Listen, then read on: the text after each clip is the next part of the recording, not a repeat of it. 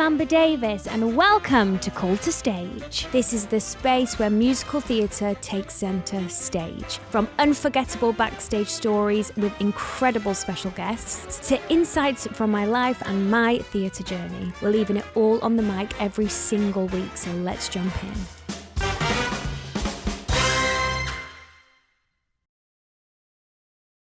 Hi guys, welcome back to Call to Stage with me, Amber Davies.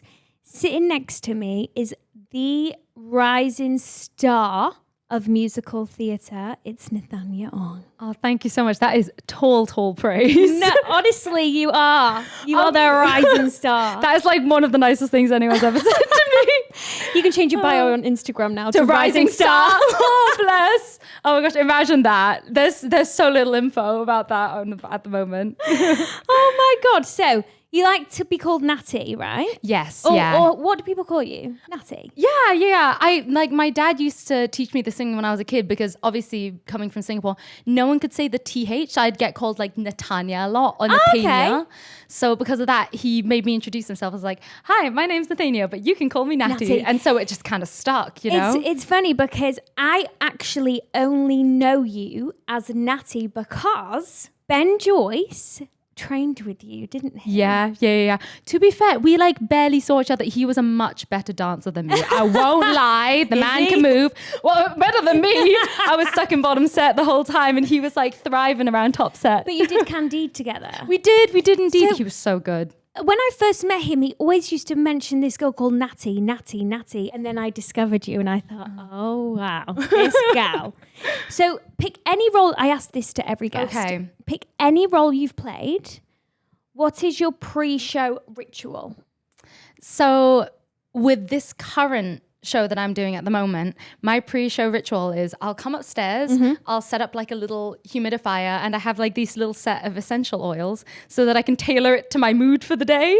Wow. It's just like, I know, I feel so fancy. I've like never done this. I went from like scrappy Éponine to like, what flavor, what smell are we feeling today?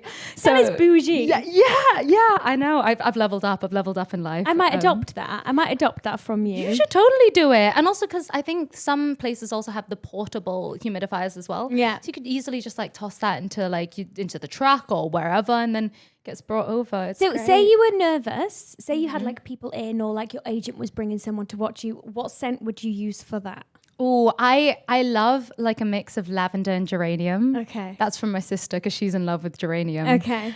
So that would be like my scent to like calm myself down. But if I need like a kick, then I'm like lemongrass and grapefruit. That is such a good idea. You should do it. Oh my gosh. You've really just opened the door here for me for like scents and moods. Thanks. I feel like I'm a very smell-based person. Yeah. I went to an all-girls school, so yeah, everyone was always like, this is this person's, and always knew. Yeah. So you grew up in Singapore. How was that? Did you do musical theatre in school? Did you sing? Okay, so I sang since a very young age, but in terms of musical theatre, nothing, nada. I did like one small production of like Narnia, the Lion, the Witch and the Wardrobe, which is a musical as well. Some of the songs are actually pretty good as well. So I really enjoyed the time. But obviously I was like a kid and that was my only instance of musical theatre. And I think I only discovered the world of musical theatre when I applied to drama schools pretty much. And then, but not even the first year I applied because I got rejected that I know, that whole I've got first that time. down, we have to delve into that. So how did you have the access to know that there were schools in London? Like, because I'm from Wales, right? In a small town in North Wales. And I had no idea about like the colleges that I could apply for. Did you have like a friend or did you have like, where did you get the information from? Well, I think I kind of started out just applying for like straight acting. So that first year when I applied to all 5 schools, they were all straight acting because I figured like I've spent most of my life singing. Yeah. I want to beef up like the acting part. But I also just, silly enough, I didn't realize you actually had to be able to act to get into acting school. Okay. So it just didn't compute. Register. But I only applied for like the big schools, like the really super highly, like the RADAs, the Lambdas, the Guildhalls. And I was like, yeah, I'm kind of out of my depth here at the moment. Yeah. So I think that first year was, I guess it was a time and a trial of learning and of just like you needed that. Yeah, like I think so. It also like it kind of knocked me down, like took me down a peg, I think, because I was so hopeful and I was so like I guess gung-ho about the whole thing, and I wanted to be here, to study, to train, and I didn't realize like what it took and how much it would cost to do that. Okay. And so I think that... So you were just like a teenager with big dreams. I was a child. I was a child going, no, I want this. And then like try my hand at it. I love that because I saw in an interview you said the arts aren't as supported locally in Singapore. So was there no Sunday schools or Saturday schools or like any type of colleges you could go there to train effectively? Yeah. I think I was kind of fresh out of my A-levels when I did try. Okay. But actually there are a few acting schools in Singapore. And so that's what I did. So I went into a straight acting course, like a 3-year BA as well. Okay, amazing. And that's what got you ready to come over here. I think so, you know? Yeah, I mean, it definitely like taught me so much about acting. I think the style of acting in Singapore in terms of like the curriculum versus here is, I think here is... like there's a lot of like internal work and like teaching techniques, whereas I think that in Singapore they work a lot from the body out. So we learned like commedia dell'arte, we learn no theater. I think in second year they do Suzuki as well, like Japanese style like stuff, and then we also learned like Kalari Piatu, which is like a South Indian martial art. That is unbelievable. Yeah. That the fact that you have had access to that. Yeah. Like, and so. Do you know what? That's insane. Oh, thank you. I think it really like we I feel like as an actor you're kind of just like, and as a person we're just like built of all of like the small little building blocks that we've picked up along the way. Exactly. And so yeah, I'm but really that will make that. sense of how you are as a performer now, because you have like, you know, a different quality, I think. Oh, different? What do you mean different? Like high level. Your acting through song, which I've witnessed, is like different league. Oh, you know? Thank you so much. You can tell you've worked. I just like crying a lot. Like, I think that's yes. Oh, that's so. I mean, we're actors. We're actors. Aren't I know the drama. We love had the drama. So, like you said, you auditioned for 5 London schools and declined by all, and you actually think in some way that benefited you. Yes. So I think what happened from there was I got rejected from all of these schools. I went to an acting school in Singapore, and then I'd kind of given up on coming to the UK entirely. I was just going to finish my full course, and that was going to be it. But then my best friend convinced me to go and apply. Yeah, I know. She's the best. I spoke to her, I think 2 days ago. She's over doing her PhD at the moment. She's so smart. Yeah. And it was her that said to you, go for it again. Yeah. She was like, the worst they can say is no. I was like, okay, I think you're correct. Maybe I try lah. Yeah. So then I tried again. But I God missed, for your best friend. Yeah, I know. But I missed literally every single application date except for Mountview, who was auditioning in Singapore. Because I was like, I don't have the money to fly for a first round anymore. I was Mountview like, let me. Auditioned. They do. In Singapore. That was the first year they auditioned in Singapore, like officially. I had no idea colleges do that. Yeah, there's a few. I think East 15 also comes to Singapore, and Central School of Speech and Drama as well also comes to Singapore. Oh my gosh. So hang on. So Mountview came over. You auditioned for them. Yes. Was it like a normal audition day? It was like a normal audition day, but way less people. So imagine you're coming in and there's like 100 people in the room. You came into this and it was like 3. Like there's no one and you're there. Like, look at me. Yeah, I think it's good because you do definitely get a little bit more like attention. They actually see you, which is really nice. Who from Mountview came? Like, was it the principal? And it was Neil Rutherford, who is our industry liaison, and then it was Eddie, who I think handles more of like the foundation courses in Mountview. That's blown my mind. That has. I love that. Yeah, Did you get a good vibe in the room? You were like, I think I may have got in. I think I would have felt the vibe more if I could breathe, but I was so nervous. I literally had no idea what was coming out of my mouth. Do you know what? It's so lovely. I always say, like, because I have loads of guests sitting on the couch, and they will always say, you know, I couldn't afford to go to drama school, or I actually auditioned for this role one year and they declined me, and then I got offered it the year after. Like, it's so important for our listeners to know, like, Natty literally auditioned for 5 colleges in London and got declined from everyone, and now she is thriving. Like, you just don't stop, you know. Rising star. Yeah, the rising star. You need to keep going. You know, if it's your dream, like, you know, what would you say to your younger self if you could? I think I would say, like, chill out. I was so stressed out about everything and I put so much weight in everything. But I think that I've learned over time that, you know, there's the right place, right time. And also, like, I have grown so much as a person from who I was when I was younger. And I'm really grateful for each of these little lessons that I've learned along the way. Like, even for this role that I've booked now and even for Éponine, I got rejected from both of them. At the time I was auditioning, I auditioned for Éponine on the West End, got rejected. And it went to one of my really close friends who is incredibly talented, Shardesi. And for this, I applied for standby for the Three Sisters, and then I got pretty far, and then it didn't work out, but then I ended up booking Éponine. So everything just works out for a reason. Look at that. So I want to say your West End debut was Be More Chill, the musical. Yes. So had you just graduated? I think I was out for maybe about a month. I was auditioning for a few things along there. Okay. But I think it was about a month after I'd like kind of officially finished my final production. Yeah. And what was that audition process like? It was interesting. I submitted a tape of, I think, Pitiful Children. Like there's like this big like singy bit that I do. So it was that. And then it was some sections of Smartphone Hour, which is like her big song, like Jenna Rowland's big song. Yeah, so I literally did that. I didn't hear anything back for like ages. And then they were just like, hi, can you come in for a dance call? And I was like, oh, I'm not getting this. I can't dance. So I came in and then there were only two other people and we auditioned like on the stage. They taught us some of the choreo to Smartphone Hour. I did it and I was just like, this is not happening. I will not get this. Really? But then I did. And then... yeah, then just got into the show and the cast was so talented. And I was like, I can't believe I'm here with everyone. I know. Yeah. You know when you got that call from your agent and they said, Natty, you've booked it. Mm-hmm. What was that feeling like?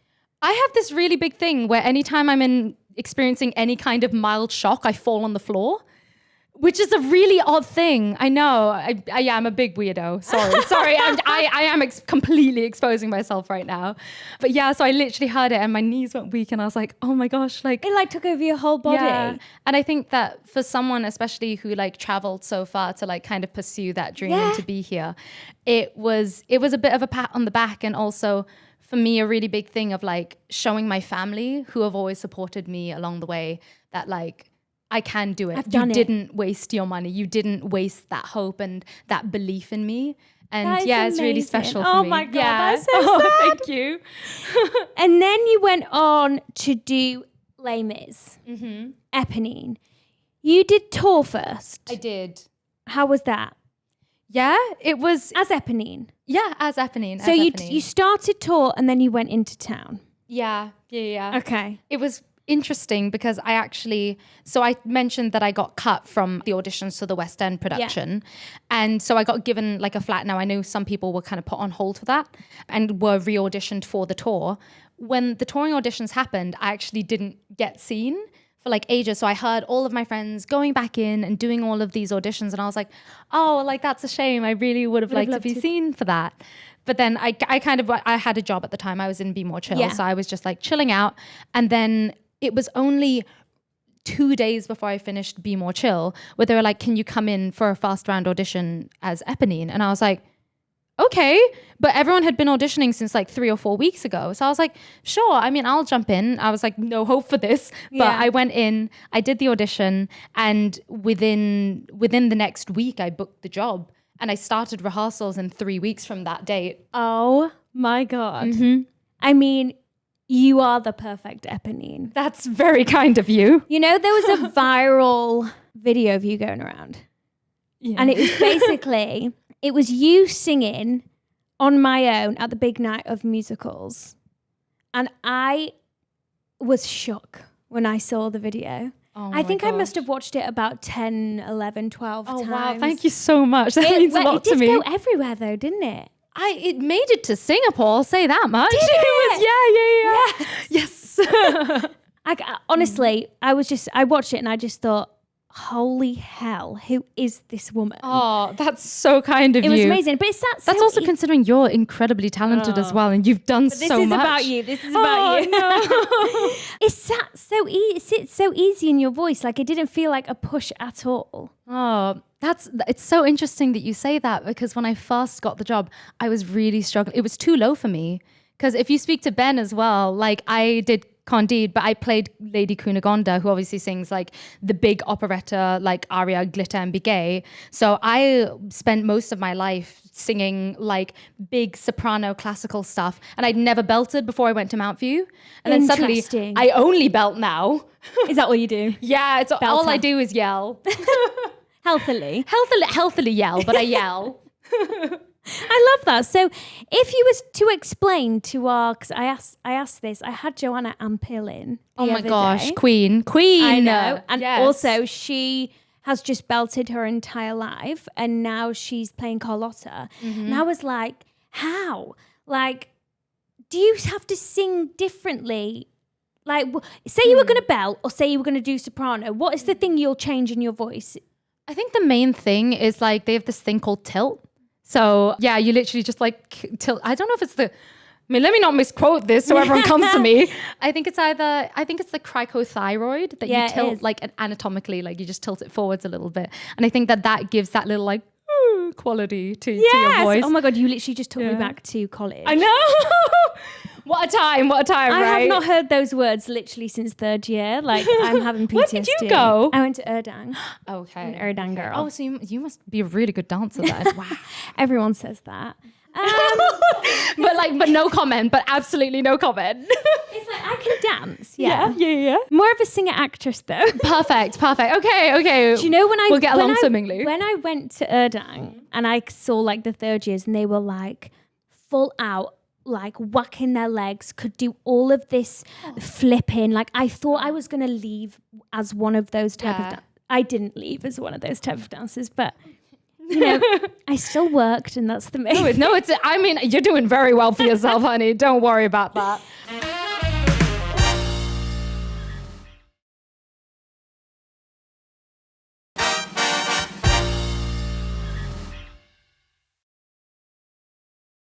I would love to ask you then your different opinion between town and tour. Okay. What's your fave? Ooh, I mean, very, very different things. I think tour was great for me at the time, just because I was obviously quite fairly fresh to the company and the country. Yeah. And so I think it was a great opportunity for me to like see everything. So now when people are like, oh, Hull, I'm like, yeah, I know what that looks like. But to be fair, the food, some of the food there was actually popping off. I love food. Yeah, I'm so a foodie. yeah. So I just like, I enjoyed like, and I did this thing with like a few of my really close pals who I've kept in contact with, where we tried a Sunday roast at every venue, or maybe even multiple Sunday roasts at each venue. So if you ask me about my favorite Sunday roast, I got a lot to talk about, honey. Okay, where is your favorite Sunday roast in the country? Ooh, I would actually say it is the Lockup in Bristol.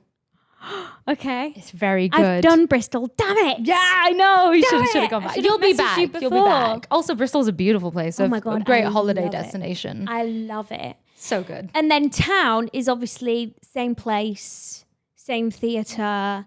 But I feel like it's so different because you're like home.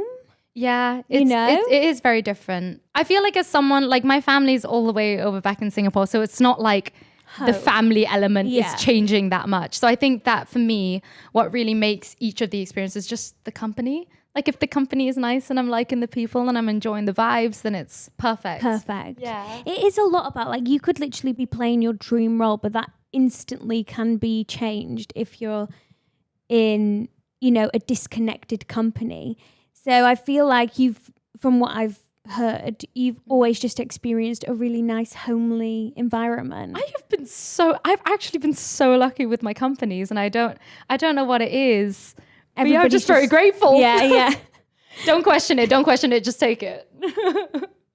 You let me know if you have like a bad experience. Oh, I will. I'll be on it. Don't you worry about it. And then can I just talk about, I saw your cover of the Her World Singapore magazine. Yeah. Please, can we talk about that? Oh my gosh. You looked insane. insane. Thank you. I did not know I could look like that. I spent half of my life looking like a lemon. So I was like, wow, oh my gosh, who is she? Like, it was, for me, the big one was when they had like this like hair attachment. Yeah. And I think because at the time I was coming back to Singapore to do Into the Woods as the role of Cinderella. Yeah. So they kind of did it kind of like theatre Into the Woods themed. And I was like, wow, this is cool. It honestly, we're going to have to get some pictures up because I was just like, Natty. Who is this girl? Girl, I didn't even know who I was. I was like, what's she doing? What's she doing there? How long did it take you to get ready for that? I think it was... it was actually, that one was a very tight shoot because I just migrated back over. I'd already lost a week from Les Mis to come back to Singapore. And they really wanted to shoot. And so I had to do it before rehearsals on a Saturday. So I think Flipping out, booked and blessed. I was lucky at the time. Now I'm just like chilling and I'm finally enjoying life now. Yeah. Feel like I'm back to being a normal human being, which is great. But I think I started my shoot at 8 a.m. So that meant I was up at 6 or 7 a.m. like getting ready. And then I just sat in the makeup chair like getting everything put on me. I think that took about 2 hours, but I didn't realize, because I've never done like a fashion shoot before. They were literally like poking and prodding me every second of the day, and I was like, good. Yeah, they were literally like adjusting my hair. They were like, yeah, we'll just put a bit more blush, and I was like, blush, like, yeah. I mean, for your family, I bet that was just like an out of body experience for them to see like, you know, their baby on the cover of a magazine and like with a huge spread. Like, you know what's the funniest thing is that I look so similar to my dad. Do you? So that was him in a wig and like really in a beautiful H&M like Mugler, dress, and he looked as good as I could have looked. So that was hilarious. But he's also like my biggest fan. So he was showing it to all his patients. He was bringing it to work and showing it to people. That is dad behavior. Totally. Yeah. And it's really funny. Like sometimes he talks like he is me, and it's a little scary. No, I'm joking. Living vicariously through you. Yeah. I hope you've got some of those pictures framed. They do. But I don't know, like, so sometimes like, I don't know if you get like fans who give you photos of yourself. Yeah. I don't really know what to do with them sometimes. You know, the best thing to do is hang them up in your bathroom, because so you can watch yourself pee. Well, no, it's when people go to your bathroom. Yeah, it's the one time that they'll just sit there and look at all of your achievements. Oh, and it's a nice reminder then, I guess. Yeah, in that and like you sense. can just sit there and go for a wee and just be like, oh yeah, I did that once. Oh yeah, you know, once upon a time. In the days of my youth. Yeah. And of course, now you're playing Eliza. I am. And Hamilton. Obviously, my listeners know Hamilton's my favourite show in the world. Is it? I'll never be in it, sadly, but I don't mind. When you can kick your leg up and you can do all the flips and stuff, then we'll get you in. Then. Or you could be the king. I could be the king. Make it happen. Everyone make it happen. The first female king. Queen. Queen. Yes. Georgina. Yes, come on. We love that. Let's make it Hamilton. Let's rewrite history. Come on, let's do it. Okay. Yeah, we can do it. Sign the petition here. Queen Georgina. I can do it all, honestly. This is cracking me up. You are so multi-talented. You even changed genders, ma'am. Do you know I've actually done Lin-Manuel Miranda's material before, because I did Bring It On and he wrote Bring It On. Oh my, I love that show. So in some way I feel like I've scratched the itch of the god himself. Did you enjoy Bring It On? Like I loved it. I'm not gonna lie, I am dying to do that show because I was a cheerleader for 8 years of my life. A competitive cheerleader. In Singapore? Yeah, so I would love to just be ensemble. You're perfect for that. I don't know about that. I mean, they cancelled us nine months early, so I don't... I heard about that. I'm so sorry about that. It's fine. It hurt, but it's fine. I would never have met Ben if it didn't get cancelled, because I never would have done Back to the Future. Everything happens for a reason. Mm-hmm. Wow. It hurt though at the time, you know. Of course. Cut deep. Also because like we're not like magical. We can't like see into the future either. No. So you don't at that point I thought my career was done, you know, but luckily it wasn't. But I mean, look at you now. Come on, Vivian. Talk to me about Eliza. Oh, okay. So Eliza, the kindest, most beautiful soul there is. I think she, honestly, even in terms of the musical, I feel like you don't learn enough about her because she is an incredible woman and she did so much. Like she was the one who compiled all of Hamilton's history, who interviewed all of the soldiers that fought with him. And yeah, she was also described to be his right-hand man before his passing. Some of her actual like handwriting was found in some of the papers that he wrote as well. Oh my God. Yeah, she was a very eloquent woman. You know, I have a picture of Eliza's grave. Really? Do you want to see it? Oh, I would love to see it. I've not seen it. I went to see the tour and then we went to New York a week later. Wow. Oh my goodness. Oh my gosh, and everyone's like put little offerings as well. She was just so well respected. And I know. She was such an incredible for person. For me, Eliza's the heart of the show, you know? And it's funny because we've had Shan Aiko on the show before and we asked her what the gasp means at the end. So I would love to know what your interpretation of the gasp is at the end. I'm not gonna lie, I think we all kind of get given the same notes go on then. when we do it. Tell us what the rest also, says. every single person who's asked me, I've been like, ooh, trade secret. So you're getting it first here. We're getting the tea. Yeah, no, I know. Exclusive. To be honest, I feel a bit bad because I feel like Shan kind of like let the secret out before I could get to it. But I think I do agree. It was kind of hard seeing her legacy. And I think for me as an actor, I don't like making things too complicated for myself. So I think that when you get that gasp at the end, it's kind of that moment when the lights lift off the theater and you see every single face sat in the audience and you're seeing them for the first time and you're coming out of that story to realize that she did it. She succeeded. It took her how many years of her passing for this to happen, but Hamilton's legacy carried on just like she hoped for it to. Oh my God, I've got goosebumps also. Look at my leg. Oh, how old are you, Natty? I just turned 26. You're just unbelievably wise, aren't you? Me? Wise? In your own way. Oh, thank you so much. That's because you don't see me day to day. I describe myself as a lemon day to day. I want the thumbnail of the YouTube to be just a lemon over please. Natty's head. Oh my gosh, can you put when they have like the strawberry filter with like the eyes? Can you do that? Oh my gosh, can someone make that be happen? Hysterical. And then I have 2 more questions to ask you because I can't keep you all day. I very much appreciate that you've got a show tonight. Not at all. Don't worry about it. You know, Eliza on the West End. Oh, thank you. I read on your spotlight. Yes. That apparently you can ice skate. I can. Well? Not like ridiculously well. I wasn't like Olympic trained, but I kind of like, I don't know if you guys have like a similar system, but I was just below freestyle 1.